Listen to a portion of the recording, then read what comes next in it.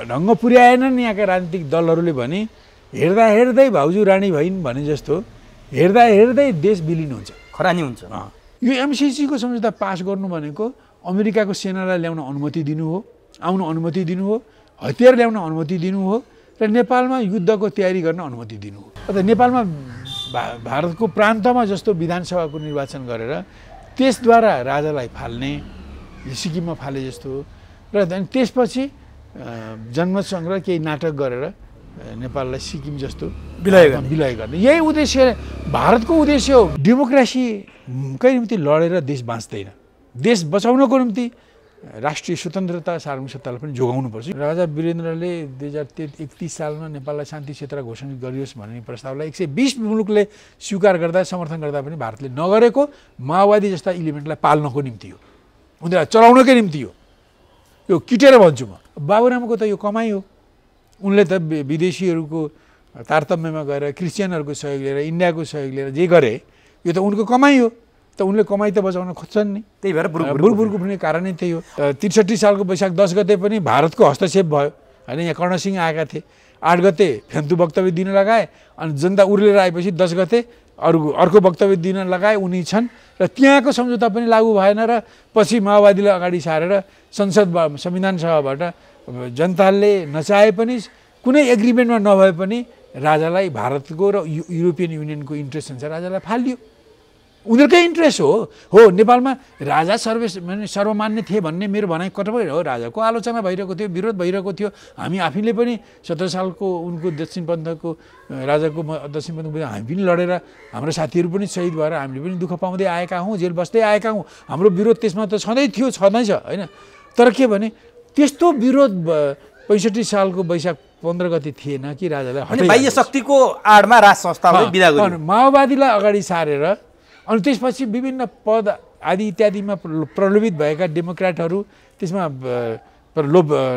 लोभिएका अन्य माओवादी बाहेकका अन्य वामपन्थीहरू पनि मिलेर राजालाई 65 सालको जेठ 15 गते संसदको निर्णयबाट बर्खास्त गरियो र उनीलाई हटाइयो। तर वास्तवमा त्यस तहमा नेपाली जनमत थिएन। अब तपाईँ भन्नु त अघि तपाईँले भन्नुभएको 1 नम्बरको राजा पृथ्वीनारायण, 2 नम्बरको महेन्द्र भन्नुभएको थियो।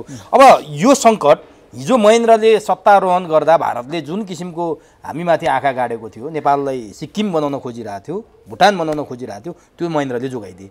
अब यो अवस्थामा नेपाल जोगाउन के ज्ञानेन्द्र अग्रसर हुनुपर्ने र कम्युनिस्ट पार्टीका नेताहरूले भटाभट ज्ञानेन्द्रलाई खोज्दाखेरि मोहन वैद्यले सीमानुक जस्तो राज संस्था फर्काउन खोज्ने, नारायणमान बिजुक्सेले कम्युनिस्टहरूको लडाइँ राज संस्थासँग होइन सामन्तवादसँग हो भन्ने, अनि विप्लवले पृथ्वीनारायण शाहको फोटो ग्रहण गर्ने, यी कुराले र सिपी मैनालीले 75 सालदेखि नै राष्ट्रवादी शक्तिहरू एक ठाउँमा आउनुपर्छ भन्ने कुराले के सङ्केत गर्छ? कि ज्ञानेन्द्र फेरि राजा भएर फर्किन खोजेका? देशमाथि जुन सङ्कट छ यो सङ्कटबाट बाँच्नको लागि, देशलाई जोगाउनको निम्ति मैले अघि भने नि चारै खाले देशभक्त, मैले फेरि राष्ट्रवादी होइन, अब राष्ट्रवादी देशभक्तहरू अब हरूमा को पर्छन् भन्ने कुरा समयक्रममा त्यो खुल्दै आउने होइन। वैद्यले प्रश्न भन्नुभयो सीमानुक, बिजुक्सेले प्रश्न भन्नुभयो कम्युनिस्टको लडाइँ राज संस्थासँग होइन, राजा आए पनि स्वीकार्य छ भन्न खोज्नु भएको हो उहाँले। भने सिपी मैनालीको के हो त यहाँ, कुन ठाउँमा हुनुहुन्छ? मैले त हामीले नेकपा माले सिपी मैनाली मात्रै होइन, हामीले त 2075 सालको आखिरीदेखि हामीले त्यसमा भन्दै आएका हौँ कि देश आन्तरिक रूपले सङ्कटमा छ, बाह्य चरम हस्तक्षेपमा छ, देशको अस्तित्वको खतरा आइसक्यो। यस्तो स्थितिमा देशलाई जोगाउने भनेको अब अहिले कोही भने हिजो जस्तो पोलिटिकल पार्टीले कहिले भारतको सहयोग लिएर कथित डेमोक्रेसी ल्याएर हस्तक्षेप र प्रभाव ल्याए। 46 सालमा निर्दललाई हटाउनुमा भारत र पश्चिमाहरूको सहयोग ल्याउँदा निर्दल त हट्यो, तर विदेशी प्रभाव र हस्तक्षेप पनि आयो। माओवादीले इन्डियामा बसेर कथित क्रान्तिको नाटक रच्यो, पछि उसले त्यो आतङ्कवादको बिल्ला हटाएर उसलाई पिस एन्ड डेमोक्रेसीमा आउन खोज्दा भारतको भारी बोकेर भारत इन्डियामा माओवादी आउनु पर्यो र उनीहरूकै एजेन्डा अनुसारको जातीय राज्य, क्षेत्रीय राज्य, आत्मनिर्भरको अधिकार, खुकुलो नागरिकता, बहुराष्ट्रवाद, मधेसी राष्ट्रवाद, पहाडी राष्ट्रवाद, नेपाल चाहिँदैन, झन्डा चाहिँदैन, तमाम कुराहरू बोकेर आए उनीहरू। यो त सबैलाई थाहा छँदैछ होइन। त्यस कारणले गर्दा यी सबै कुराहरू बढेर अहिले ती समस्याहरू चर्किँदै आएका छन्। अहिले त ती कुराहरूले के छन् भने अब भारतले हाम्रो 412 किलोमिटर 2076 सालको कार्तिक 16 गते कब्जा गरिसक्यो। ठाडै कब्जा गर। अब त्यो कुराको विरोध गरे पनि त्यहाँ अहिले बाटो बनाइरहेको छ र त्यसमा यसलाई हाम्रो जमिन हो, वार्तामा बसौँ, हाम्रो तथ्य प्रमाण हेर, यी तथ्य प्रमाणको आधार छोड भन्दा वार्ता गर्न नै तयार छैन। त्यसपछि उसको हामीप्रतिको व्यवहार झन् चर्को ननीको हुँदैछ। हिजो गोली मात्रै ठोक्थ्यो, अहिले त पानीमै डुबाएर मान्छे मार्न थालिसक्यो भारतले, होइन। 72 ठाउँमा चाहिँ सीमा अतिक्रमण छ, असमान व्यवहारहरू छन्, यी जहिले पनि हामीलाई फसाउन लागिरहेको छ। भारतले यसरी हामीलाई 7 साल 46 साल 63 सालको कारणले गर्दा त्यसबेलाका डेमोक्रेटिक आन्दोलन सँगसँगै आएको भारतीय र विदेशी प्रभाव र हस्तक्षेपको कारणले गर्दा हामी कमजोर भयौँ, कब्जा भयो। त्यही कमजोर भयौँ, अमेरिकाले एमसिसी थोपर्न खोजिरहेको छ। ए बाबा, अनुदान हो भने यसको पछाडि यसरी किन लाग्नु परेको? अनुदानलाई कहीँ कसैले पार्लिमेन्टबाट पास गर्नुपर्छ, अनुमोदन गर्नुपर्छ, त्यसको लागि सम्झौता गर्नुपर्छ, यस्तो संसदले पास गर्ने, होइन। यी वास्तवमा त्यो अनुदान नाम मात्रको कुरा, त्यो अनुदान होइन, त्यो उनीहरूको लगानी हो। त्यसमार्फत उनीहरूले जालसाजी बिछ्याएका छन्। जुन सम्झौता छ एमसिसीसँगको, त्यो पास भयो भने अघि नै मैले भनिसकेँ, भारतका अमेरिकाका फौज आउन सक्ने, अमेरिकाका हतियार आउन सक्ने, नेपाललाई युद्धभूमि बनाउन सक्ने, चिनको विरुद्ध लड्न सक्ने सारा तयारी उनीहरूले गर्छन् र हाम्रो मुलुकको स्वतन्त्रता अस्तित्व समाप्त हुन्छ। त्यस कारणले गर्दा अहिले देश अत्यन्त चरम सङ्कटमा छ र यसबाट जोगिनको निम्ति नेपालीले नै उठ्नुपर्छ, अरू कसैले उठेर हुँदैन। त्यसमा पनि देशभक्त नेपालीले उठ्नुपर्छ। अनि राजा पनि आउनुपर्ने हो। अनि त्यसमध्येमा त हामीले भन्दै गयौँ राष्ट्रवादीमा पनि देशभक्त छन्। अब को देशभक्त छन्? सीमानु खोज्नुभयो, सम्भव छ? एउटा कुरा, अब यो असम्भव हुने कुरा होइन। एउटा कुरा के भने जो मान्छेहरूले देशलाई माया गर्छन् ती राजा हुन् या रङ्क हुन्, होइन। जो देशलाई माया गर्छन्, देश रहोस् भन्छन्, देश रह्यो भने मात्रै देशवासी सुखी हुन सक्छन्। कम्युनिस्टको मेनिफेस्टोमा के छ? राज संस्था हुन्छ? होइन, एउटा कम्युनिस्ट पार्टी मान्छ राजा। एउटा तपाईँ कस्तो बुझ्नु, अहिले हाम्रो मुख्य उद्देश्य, हाम्रो क्रान्तिको दुईटा पक्ष हुन्। एउटा राष्ट्रियता, स्वतन्त्रता, सार्वभौमिकतालाई बलियो बनाउने, यसलाई स्थापित गर्ने, यसलाई सुदृढ गर्ने। दोस्रो भनेको जनतालाई आन्तरिक शोषण उत्पीडनबाट पनि मुक्त गर्ने। अहिले त्योभन्दा ठुलो लक्ष्य भनेको गणतन्त्र हो। सुन्नुहोस् न, जनवादी गणतन्त्र। त्योभन्दा ठुलो कुरा भनेको देश हो, होइन। देश सबैभन्दा, किन देश रह्यो भने न आन्तरिक शोषण उत्पीडन हटाएर देशमा जनवाद, समाजवाद, साम्यवाद आउला भोलि। त्यही कारण सबभन्दा ठुलो कुरो त देशै हो। देश नै अहिले आक्रान्त, देश नै अस्तित्वको सङ्कटमा पुगेको छ र अहिले देशलाई बचाउने काममा जो आउँछन्, अब को राजा आउँछन् आउँदैन भन्ने प्रश्नै नगर्नु, जो आउँछन्, होइन। अलिकति प्रश्न भएन, यही प्रश्न हो। जो देशलाई बचाउनको निम्ति राजादेखि लिएर रङ्कसम्म, रङ्कदेखि लिएर राजासम्म जो आउँछन् देशलाई बचाउने एजेन्डामा, त्यो तन्त्र के हुन्छ? अनि ए बाबा, त्यो तन्त्र या गणतन्त्र? एउटा कुरा हेर्नुहोस्, यो तपाईँले के बुझ्नुहोस् भने देशलाई बचाउने अहिलेको प्राथमिक कुरा हो र यो आन्तरिक सङ्कट र बाह्य हस्तक्षेप, चर्को हस्तक्षेपबाट देशको अस्तित्व सङ्कटमा परेको हुनाले त्यसबाट देशलाई मुक्त गर्नको निम्ति यी सबै चारै खाले देशभक्त चाहिएको छ।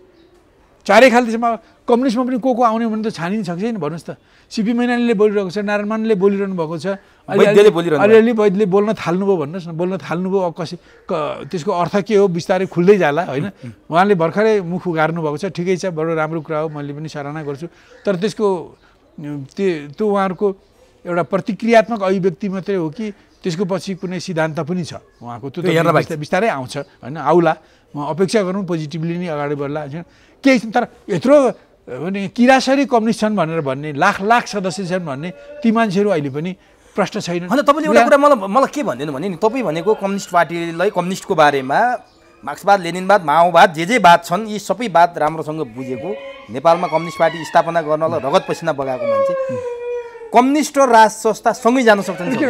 यो अहिलेको जुन घडी छ, मैले भने यो अहिलेको बेलामा यदि देशलाई बचाउने आन्दोलनमा जुन भड्खालोमा, जुन सङ्कटमा पुगेको छ, त्यो भड्खालो र सङ्कटबाट देशलाई मुक्त गर्नको निम्ति, बाहिर निकाल्नको निम्ति अहिले यहाँ देशभक्तहरूको आवश्यकता छ। देशभक्तहरू चार खाले छन्। एक खाले राष्ट्रवादी देशभक्त पनि हुन्। त राष्ट्रवादी देशभक्तमा राजा पनि पर्छन्। अब त्यो राजा र कम्युनिस्ट सँगै जान्छ। यो अहिले त सबै कम्युनिस्ट, वामपन्थी, प्रजातन्त्रवादी, राष्ट्रवादीहरू एक ठाउँमा आउनु भन्नुको माने के सँगै नजानलाई हो र? होइन, यो त के भने देश बचाउने एजेन्डा भने यो त एउटा इस्यु एमसिसीको कुरा हो। देशको स्वतन्त्रता, सार्वभौमिकताको इस्युहरू छन् र एउटा विनाशको डिलमा पुगिरहेको छ।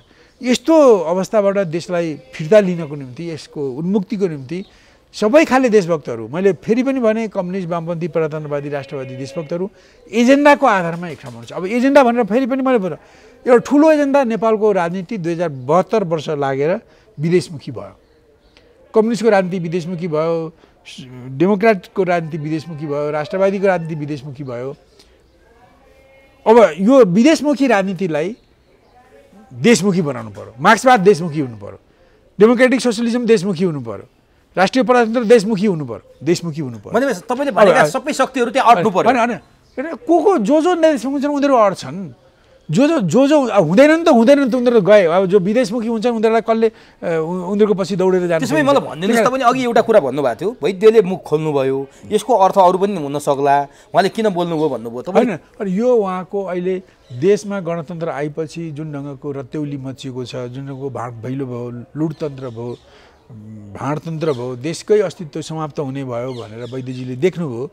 यसको प्रतिक्रियाको रूपमा के भन्नु भने यसरी देश सिद्धिनुभन्दा त बरु सिङ्गानुक जस्तो भएर राजा आयो भने पनि त हुन्थ्यो नि। एउटै राजा त हुन्थ्यो, कमसेकम यी 500-5000 राजा त हुने थिएनन्। हो, यो ढङ्गले उहाँले, यो उहाँको प्रतिक्रिया हो। अब तपाईँ सहमत हुनुहुन्छ यो विषयमा? होइन, यो कुरा उहाँको जसरी मैले 75 सालदेखि चारै खाले देशभक्त एक ठाउँमा आउनु, मैले त 75 सालको आखिरदेखि भन्दै आएको। अहिले आउनुभयो अनि उहाँ भन्दै हुनुहुन्छ कि देशभक्त भएर आउँछ भने राजा पनि आएदेखि हुन्थ्यो भन्ने उहाँको अभिव्यक्ति हो। होइन, उहाँ त सुनियो नि त, देश त जोगिन्छ, देश जोगाउनु पर्यो। देश जोगाउने पहिलो कुरो, देश जोगियो नै भोलि जनवाद आउँछ, समाजवाद आउला, साम्यवाद आउला, तपाईँ हामी स्वतन्त्र हौँला, नेपाली भएर हिँड्न सकौँला। होइन, त्यस कारणले अहिलेका प्रचण्ड देउबा ओलीबाट देश जोगिने सम्भावना तपाईँ देख्नुहुन्न? देखिएन नि त, अहिले देखिएन। अब उनीहरूले गल्ती महसुस गरेर आफ्नो बाटो सच्याएर उनीहरू फर्किए भने बेग्लै कुरा हो। तर केपी ओलीले हिजो एमसिसीको पक्षी धुरन्धर भएर लागेकै हुन्। होइन, अहिले पनि माधव प्रचण्डहरू अझै एमसिसीको पक्षमा उनी कति डटेर आउने हुन् भन्ने कुरा अझै छैन। यद्यपि देउबाभन्दा उनीहरू बेटर छन्, देउबाभन्दा बेटर देखिन्छन्। होइन, तर उनीहरूबाट देश जोगिने सम्भावना तपाईँ? तर अरू धेरै कुरामा उनीहरू चुकिसकेका छन्। तर यही एउटा ठुलो अहिलेको कुरामा उनीहरू अब अलिक देउबाभन्दा बेटर तर खुलस्त भइसकेका छैन। तर के लाउँछन् मान्छेहरूले भने जनमत नभएका कम्युनिस्ट पार्टीका नेताहरूले राज संस्थाको वकालत गर्न थाले। नारायणमान विजुक्षे, मोहन वैद्य, सिपी मैनाली, तपाईँले त पहिलेदेखि नै राज संस्थाको पक्षमा बोल्ने भनेर मान्छेहरूले चिन्छन्। अब आरोप चाहिँ के लाउन थाले भने उनीहरूसँग जनमत छैन र त्यता डाइभर्ट भयो। एउटा कुरा के हो भने, एउटा कुरो साँचो हो कि 70-72 वर्ष लगाएर 2007 सालदेखि बाह्य शक्ति, हस्तक्षेपकारी शक्तिहरूले, इन्डिया, युरोप र अमेरिकनहरूले नेपालका पोलिटिकल बुद्धिजीवीहरू, जेनरल बुद्धिजीवीहरू, नेपालका पोलिटिकल पार्टीहरू जुन रङका भए पनि नेपालका राजनीतिक नेताहरूलाई विदेशीहरूको स्वार्थमा यिनका सिद्धान्तहरू, मार्क्सवादलाई, डेमोक्रेटिक सोसियलिजमलाई, राष्ट्रिय प्रजातन्त्रलाई उनीहरूको हित, उनीहरूको अनुकूल हुने गरी व्याख्या गर्न तालिम दिए। अहिले त यसरी तालिम दिए जस्तो अहिले भनौँ न, यो असार 28 गतेको सर्वोच्चको राजनीतिक निर्णयपछि होइन जुन गठबन्धनको सरकारमा पुगेको छ, यी सबै विदेशमुखी राजनीतिलाई सपोर्ट गर्ने मान्छेहरू हुन्। यो एमसिसी मात्रै छैन, अरू पनि धेरै कुराहरू छन् नि त त्यसमा। होइन, धेरै कुराहरूमा त यी गठबन्धनका मान्छेहरू त्यसलाई सपोर्ट गर्छन्। अब यो राष्ट्रिय जनमोर्चा किन गयो मलाई थाहा छैन। होइन, ऊ त्यो इन्डो पश्चिमा राजनीतिको गठबन्धनमा किन सामेल छ, न भित्री कुरा मिल्छ र गएको हुन्, न झुकेर गएका हुन्। होइन, न उनीहरूले हामी चाहिँ झुकेको हो भनेर ठानिरहेका छन्। होइन, त्यो मलाई थाहा छैन। तर अरू त तिनीहरूको प्रष्टै त्यो इन्ट्रेस्ट देखियो। होइन, इन्डो पश्चिमा राजनीतिमै आएको छ। अहिले इन्डो पश्चिमा राजनीति यो 70-72 वर्षमा देशमा व्याप्त छ। यहाँ कि सत्तासीन शक्ति पनि इन्डो पश्चिमा छ। अब त्यसको नेता, सत्तासीन राजनीतिको नेता, प्रधानमन्त्री त 24 घन्टामा 1-2-3 चोटि एमसिसीको बारेमा जपना नगरेको हुँदैन। उहाँको त्यो पक्षमै लागिरहनु भएको छ भनेपछि त्यस्तो नेताको गठबन्धनमा रहेका त्यसका धुरन्धर सदस्यहरू, होइन, उस्तै सहयोद्धा सदस्यहरू, सहकर्मी सदस्यहरू कति देउबाभन्दा भिन्न हुन सक्ने हुन् भन्ने त नेपाली जनतालाई प्रश्न छ नि त, शङ्का छ नि त। त्यसकारण उनीहरूभन्दा देउबाभन्दा केही फरक त अवश्य हुन्, तर धेरै कुरामा सालनाल देउबाको राजनीतिसँग जोडिएको छ, माधवको प्रचण्डको पनि। होइन, एमसिसीमा मात्रै होइन अरू धेरै कुरामा जोडिएको छ यिनीहरूको सालनाल होइन। यो बारेमा सबैले देखेका छौँ। अब यो त्यहाँ धेरै नभनौँ उनीहरू त्यही कारण उनीहरू अब यो देशव्यापी रूपमा जनताको विरोधलाई देखेर उनीहरूले आफ्ना गल्ती कमजोरीलाई स्वीकार गरेर आफूलाई सच्याउँदै आउन सक्छन् कि सक्दैनन् त्यो ठाउँ त छ, आउने ठाउँ त छ, तर कति सहजै आउँछन् भन्न सकिन्न अथवा आउँदै आउँदैनन् त्यो पनि भन्न सकिन्न होइन। तर के भने मैले 2075 सालदेखि चारै खाले देशभक्तहरू इन्क्लुडिङ राष्ट्रवादी देशभक्तहरू एजेन्डामा आऊ एउटा देश सिद्धान्तलाई देशमुखी ढङ्गले प्रयोग गर्नको निम्ति गर्न सहमत भएर आऊ, मार्क्सवादलाई डेमोक्रेटिक प्रजातान्त्रिक समाजवादलाई राष्ट्रिय प्रजातन्त्रलाई नेपालमुखी बनाउन सहमत भएर आऊ। यो जुन राजनीति छ भ्रष्टकृत भएको राजनीति छ होइन, सत्तामुखी लाभमुखी फाइदामुखी भ्रष्टाचार युक्त होइन भागबण्डाको जुन राजनीति छ यसलाई सच्याउन आऊ। संविधानमा लेखेका धेरै कुराहरू अहितकर छन् होइन, धेरै कुराहरू अहितकर ढङ्गले प्रयोग भइरहेका छन्। निर्वाचन प्रणाली, शासकीय स्वरूप, संहिताको यो संरचना भन्छु मैले, संहिता डल्दैन भनेर संहिताको यो प्रदेशसहितको संरचना मैले भन्छु। धर्मनिरपेक्षता घातक छ, यिनीहरूलाई देशमुखी ढङ्गले परिवर्तन गर्नको निम्ति आऊ। र तीनटा कुराहरू सहमति बेगर परिवर्तन भएका हुन् होइन, अन्तर्राष्ट्रिय सहमति बेगर के राजतन्त्र, धर्मनिरपेक्ष संहिता र धर्मनिष्ठता। यी चाहिँ भारतमा 12 बुँदे सहमतिमा पनि छैन, यो 62 सालको 12 बुँदे सहमतिमा पनि छैन, दोस्रो दिल्ली सम्झौतामा पनि छैन र 63 सालको वैशाख 10 गते भारतको हस्तक्षेपकारी उपस्थिति कर्णसिंहको उपस्थितिमा भएको सम्झौतामा पनि छैन।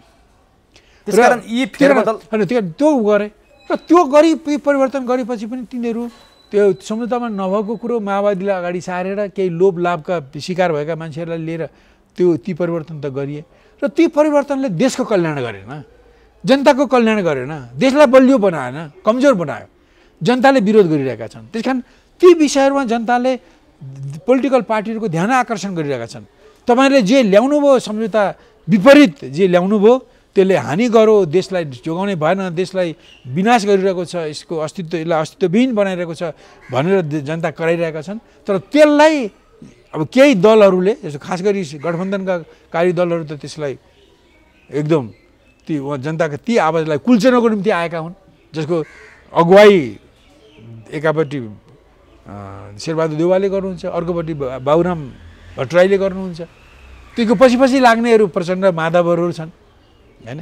किनभने त्यो जुन कुराहरू भए, जुन हिजोको सहमति अन्तर्राष्ट्रिय हस्तक्षेपकारी सहमति विपरीत भएका छन् त्यसले हानि गरो भनेर जनताले भनिरहेछन्।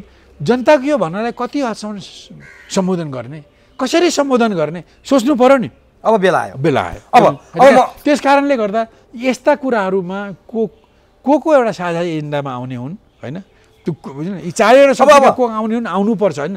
अहिले भन्छु मैले अरू पनि सुने जस्तो अहिले आएर यो जुन तेस्रो पटक आएको संसदीय परिपाटी, तेस्रो पटक सुधारिएर आएको संसदीय परिपाटी पनि असफल भयो। अब तपाईँ सुन्नुहोस् न, असफल त अब यो लुटतन्त्र भयो, यो धनतन्त्र भयो होइन, यो भागभण्डाको राजनीति भयो।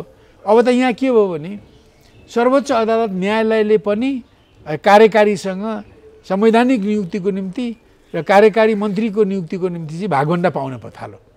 पछि अब यसको औचित्य रहेन के, अब यो सिस्टम सिद्धियो, कोल्याप्स भयो।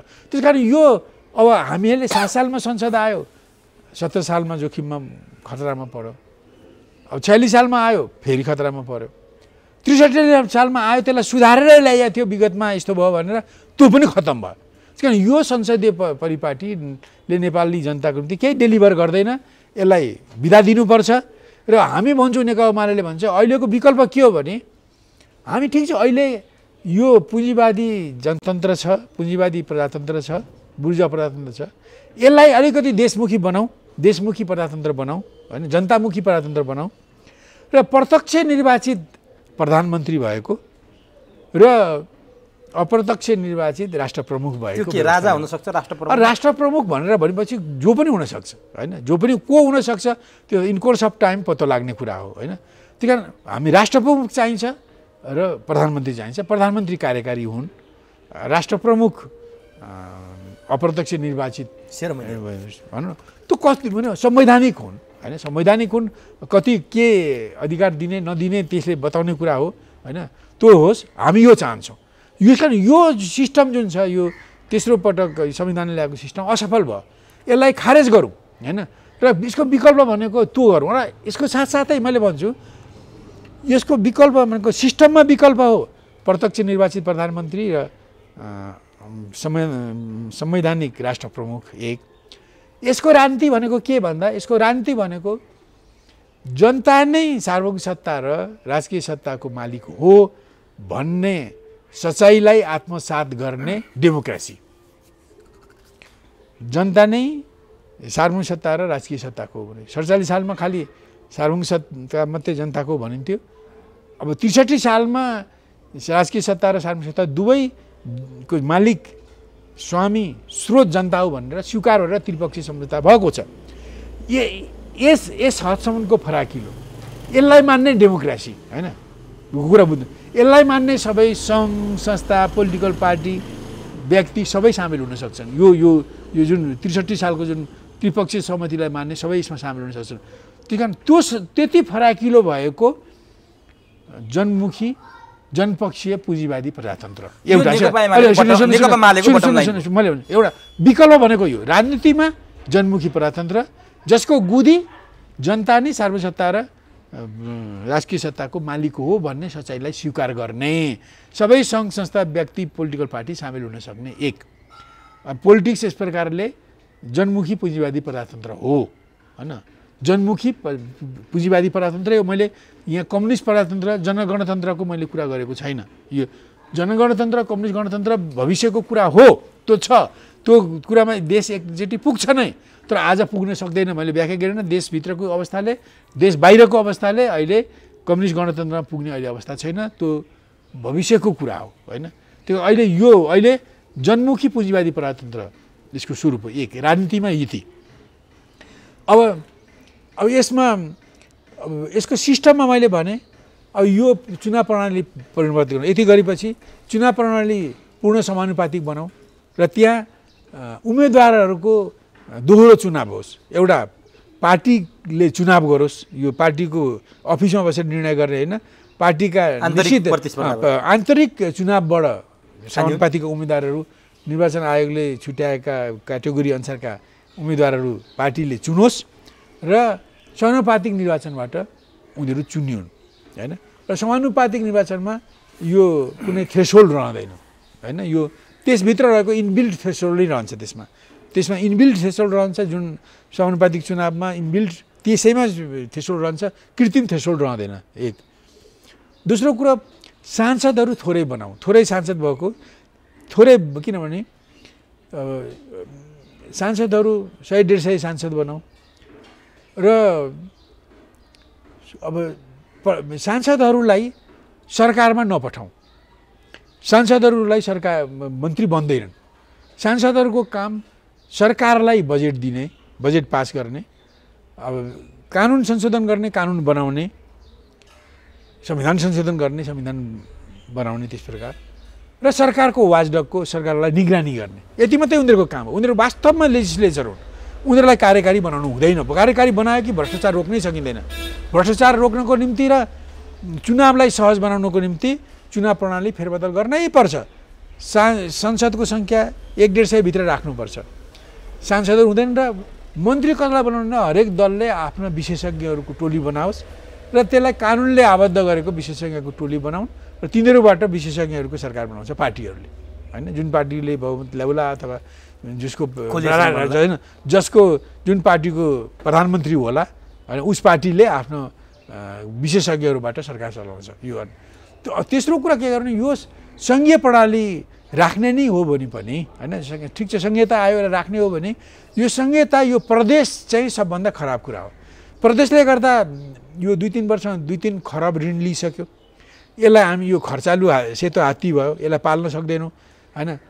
यो आउँदा 8 जना प्रधानमन्त्री, 8 जना राष्ट्रपति, 8 जना सभामुख, 800 जना सांसद, 200 जना मन्त्री, उनीहरूका विभाग घोडा गाडी गर्दा अरबौँ अर्को खरबौँको खर्च त्यहाँ हुन्छ र यो ठिक जरुरी छैन। त्यही कारण यसलाई हामीले खारेज गरिदिउँ र केन्द्रमा सङ्घीय सरकार रहन्छ, प्रदेश सरकारको केही अधिकार केन्द्र सरकारलाई दिउँ, केही अधिकार जिल्ला सरकार दिउँ र जिल्लामा कार्यकारी सरकार राखौँ। अहिले समन्वय छ, त्यसलाई जिल्लालाई कार्यकारी सरकार बनाऊ र पालिका सरकार राखौँ। पालिका सरकारमा गाउँपालिकालाई सुधार गरौँ। यो जुन गाउँपालिकामा नगर बन्ने पूर्वाधारै छैनन् तिनीहरूलाई नगरपालिका विदेशी पैसा खानको निम्ति जो घोषणा गरियो त्यसलाई खारेज गरौँ। पुरा नगरपालिकाको पूर्वाधारलाई पहिले तोकौँ, त्यो पूर्वाधार नपुर्याउने नगरपालिकालाई गाउँपालिका बनाऊ र गाउँपालिकालाई सानो बनाऊ। यो साह्रै ठुलो भयो। सानो गाउँपालिका बनाऊ, बरु 763-53 छ, तिनीहरू 10-1200 भए केही फरक पर्दैन, सानो बनाऊ र यस प्रकारले पालिका तहको सरकार, जिल्ला तहको सरकार, केन्द्रको सङ्घीय सरकार बनाउँ। र अब यो बेसिक फेडरलिजम हो। सङ्घीयताको शर्त के हो भने सङ्घीयतामा विभिन्न तहमा सरकार हुन्छन् र त्यहाँ प्रभुसत्ता सार्वभौमिक सत्ता बाँडिएको हुन्छ। यहाँ केन्द्रमा, जिल्लामा र पालिकामा बाँडिन्छ। एक। दोस्रो, सङ्घीयताको दोस्रो चरित्र के हो भने सङ्घीय सरकारहरूले, सङ्घीयतामा रहेका सरकारहरूले, सङ्घीय जिल्ला र पालिका सरकारहरूले सरकारबाट होइन संविधानबाट अधिकार पाउँछन्। अधिकार डिभल्भ हुन्छ होइन, त्यो कानुनबाट दिने होइन, संविधानबाटै अधिकारको वितरण हुन्छ, अधिकार सूचीबाट वितरण हुन्छ। यी दुईटा शर्तहरू पुरा गर्ने हुनाले त्यो सङ्घीयतै हो, तर त्यो आधारभूत सङ्घीयता हो, नेपाल सुहाउँदो सङ्घीयता हो, नेकपा मालेको बटम लाइन हामीले दिएको विकल्प होइन। यस्तो सिस्टममा यो परिवर्तन गरौँ र सिस्टममा अरूको जति पनि संविधानमा काम नलाग्ने कुराहरू छन्, अहिले लागू नहुने कुराहरू छन्, ती कुरालाई पनि खारेज गरौँ। जे कुराहरू लागू हुने छन् त्यसलाई लागू गरौँ, समानता समावेशीकरणलाई लागू गर्ने। अन्तिममा त्यही कारण अहिलेको विकल्प त्यस कारण के हो भने अहिले यो सबभन्दा पहिले त यो विदेशको जुन हस्तक्षेप र देशको स्वतन्त्रतामाथि आघात छ यसलाई रोकौँ र देशको स्वतन्त्रता सार्वभौमिकता सुदृढ गरौँ। र दोस्रो कुरो सिस्टम बदलौँ र यसलाई प्रत्यक्ष निर्वाचित कार्यकारी प्रमुख भएको, प्रधानमन्त्री भएको र संवैधानिक राष्ट्र प्रमुख भएको बेल्याउँ, चुनाव प्रणाली बदल्नु, सङ्घीयताको त्यो प्रदेशलाई खारेज गरौँ र सङ्घीयता राखौँ, धर्मनिरपेक्षलाई खारेज गरौँ, धर्म मैत्री राज्य बनाऊ, भ्रम भएर प्रबन्धनले गरिने धर्मान्तरणलाई रोकौँ, त्यसलाई निरुत्साहित गरौँ, पूर्वीय सभ्यता र सनातनी संस्कृतिलाई प्रोत्साहित गरौँ। अब यो तपाईँहरूको यो हाम्रो विकल्प हो। अब म अन्तिममा दसैँको यो जुन नेपालीहरूको महान पर्व बडा दसैँ थियो, त्यसको दसैँ मनाइरहँदा राजा ज्ञानेन्द्रको एउटा भिडियो सन्देश पनि आयो, विज्ञप्ति पनि आयो। अघि तपाईँले पनि थोरै भन्नुभयो, म यही कुरामा जोड्न चाहन्छु कि राजाले मुख खोलेर प्रजातन्त्र र राजतन्त्रसँगै हुनुपर्छ, त्यो एउटा बिना अर्को विकल्प त्यो कल्पना गर्न सकिँदैन भन्ने तरिकाले राय व्यक्त गरे। के हुनसक्छ ज्ञानेन्द्र? राजाले यसचोटि दिनुभएको जुन शुभकामना सन्देश छ होइन, त्यसमा धेरै कुराहरू छन्। मानिसले खालि एउटै कुराको मात्रै विवाद गरेका छन्, कसैले विरोध गर्न सकेका छैन। एउटा पाटोको मात्रै विरोध गरेका छन् अथवा विवाद चलाएका छन्। एउटा राजाले त्यही पाटोलाई म भन्छु, त्यही एउटा मूल कुरालाई म भन्छु, प्रजातन्त्र बेगरको राजतन्त्र पनि चल्दो रहन्छ। यो त राजा ज्ञानेन्द्रको आफ्नो अनुभूति भयो नि होइन, आफ्नो रियलाइजेसन भयो नि, एक किसिमले आत्मालोचना पनि माने हुन्छ नि, भयो नि। अर्को पाटो के छ भने राजतन्त्र राज संस्था बेगरको प्रजातन्त्र पनि चल्दो रहन्छ। यसमै मात्रै मान्छेले बहस गरिरहेका छन्। यी बाहेक होइन, यो बहस त चल्ने नै भयो, स्वाभाविक छ कि बहस चल्छ।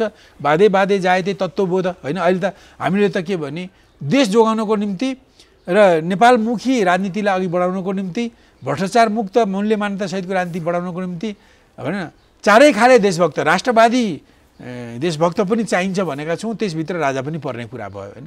राजा आउने नआउने त्यो कुरा समय परिस्थितिले निर्णय गर्ने कुरा हो होइन, त्यो मैले निर्णय गर्ने कुरा होइन, जनताले, आन्दोलनले, आवश्यकताले निर्णय गर्ने कुरा हो होइन। तर एउटा कुरा के छ भने राजाले जति पनि कुरा उठाउनु भएको छ सबका सब ठिकै कुरा उठाउनु भएको छ, ठिकै ढङ्गले उठाउनु भएको छ। भ्रष्टाचारको विरोध छ, भागभण्डाको विरोध छ, देश भ्रष्ट भएको कुराको विरोध छ होइन, प्राचीन गर्व र गुमान बिर्सेको छोडेको कुराको विरोध छ। सबै कुराहरू जुन व्यथिति देशमा भरमार छ हैन, मानिसहरू जुन बेरोजगारी यसको सन्देश र सङ्केत के हुन सक्छ? यो अब त्यो देशमा समाजमा छलफल हुँदै जाला। तर एउटा कुरा के भने खालि त्यो एउटा कुरा मात्रै, मूल कुराको एउटा पाटो राम्रो कुरा भन्छन्, त्यसमा कसैले मुख खोला छैन, मैले खोलेँ कि राजाको आत्मानुभूति सकारात्मक छ। राजाले पनि के महसुस गर्नुभयो भने प्रजातन्त्र बेगर राजतन्त्र पनि चल्दो रहेछ, हिजो पनि चलेन, हिजो नचलेको एउटा कारण त्यो पनि हो भन्ने राजाले पनि बुझ्नु भएछ भनेर मैले पनि बुझेँ नि त। यो त राम्रै कुरा हो होइन, अरूले चाहिँ यो कुरा छोएका छैनन्। अर्कोमा बहस चलिरहेको छ, चल्न दिनुहोस् 2-4 दिन चलिरहोस् होइन। तर एउटा कुरा अरू जति पनि कुरा छन्, एउटा नागरिकको हैसियतले राजाले अब त 2065 सालको वैशाख 15 गतेपछि त राजा त नागरिक भएका छन्। अब राजाले भन्छ म बेग्लै जिम्मेवारीमा छु भन्नुभएको छ, त्यही जिम्मेवारी भनेको नागरिकको जिम्मेवारी छ अहिले होइन। नागरिकको हैसियतले राजाले भनेको कुरा अरू कुरा त एकदमै सठिक छन् होइन। मैले सिबी मैनालीले पनि भनेको त्यही हो, मोहन वैद्यले भनेका कुरा पनि मोटामोटी तिनै हुन्, नारायण विजुक्सले भनेका पनि मोटामोटी कुराहरू तिनै हुन्। अरू दलका पनि अरू कयौँ मानिसले पनि कल्पिरहेका मनमा नै भित्रभित्रै भनिरहेका कुरा पनि तिनै हुन्, हेर्नुहोस् होइन, आएका छन्। त्यस कारण ती कुराहरू त सठिकै कुराहरू छन्, ठिकै कुराहरू छन्। अब जसरी म एउटा कम्युनिस्टलाई देश बचाउने चिन्ता राख्न र देश बचाउने उपायहरू राख्न मलाई अधिकार छ भने नागरिक बनेको राजालाई पनि त्यो अधिकार छ। त्यसो भए तपाईँले मलाई अब अन्तिममा के भनिदिनुहोस् भने जसरी जनगणतन्त्रको लागि 10 वर्ष जनयुद्ध गरे, 17,000 मान्छेको कत्लेआम भयो, त्यहाँ मोहन वैद्य पनि माथिल्नै पोस्टमा हुनुहुन्थ्यो। विप्लव पनि त्यति बेलाको चल्ता पुर्दा युवाको नेता हुनुहुन्थ्यो, उहाँले पृथ्वीनारायण शाहको फ्रेम ग्रहण गर्नुभयो, त्यसले पनि एउटा सन्देश दिइरहेछ।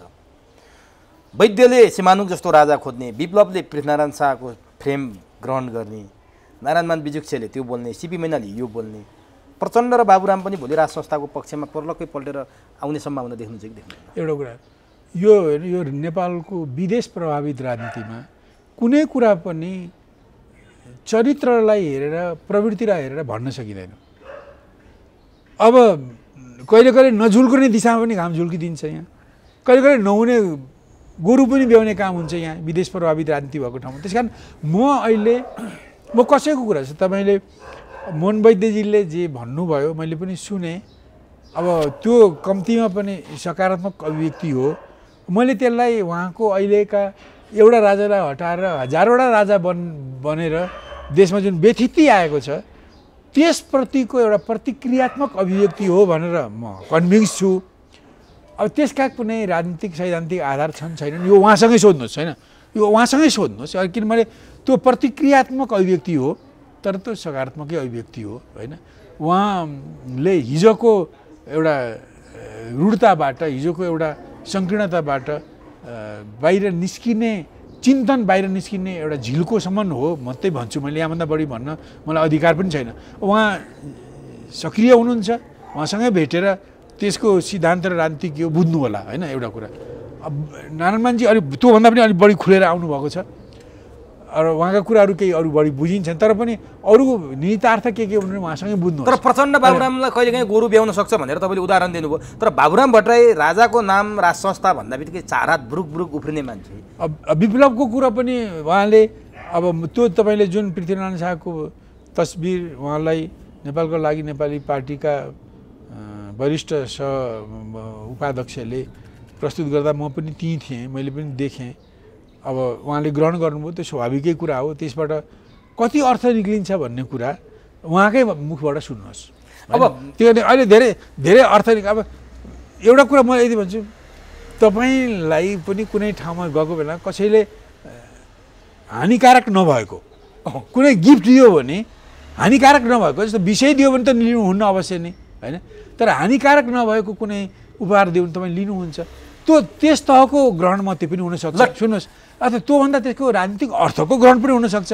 त्यही कारण त्यो बढी अर्थ लगाइ हिँड्नुभन्दा जब मान्छे जीवितै हुनुहुन्छ उहाँसँगै सोध्नु। ठिक छ। अब अर्को यतापट्टि जहाँ तपाईँको प्रश्न छ हेर्नुहोस्, उहाँहरू अनप्रेडिक्टेबल मानिसहरू हो होइन। उहाँहरूको राजनीति उहाँहरूबाट मात्रै तय हुँदैन होइन, र उहाँहरूको राजनीति उहाँहरूको सिद्धान्तबाट तय हुँदैन। उहाँहरूको सिद्धान्त छिर्केमिर्के खैला बैला मिसिएको हुन्छ क्या, मिश्रित सिद्धान्त हुन्छ उहाँहरूको, के हुन्छ होइन।